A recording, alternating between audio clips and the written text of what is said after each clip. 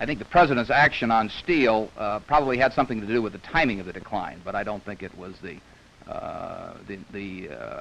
factor which determined the amount of the decline.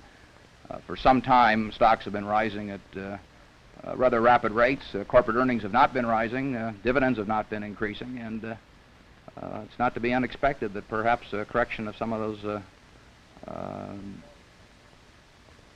unusual factors on the upside might occur on the downside. Well, some observers from time to time say that the stock market is a forecaster of events to come.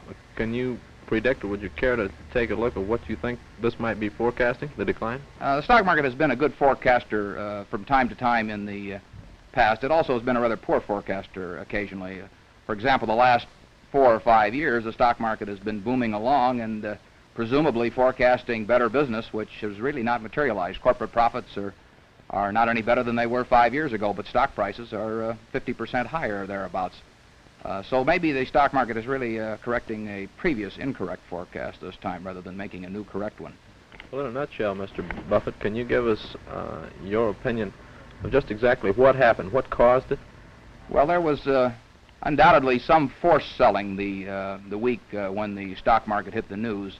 The previous week, prices had declined about 6% for the week on average, and there was some stock that was forced upon the market both by margin calls from brokers and some that was forced out by improperly secured bank loans. And this in turn set up a self-generating mechanism on the downside for a while, which we may have seen the last of and which we may not have seen the last of.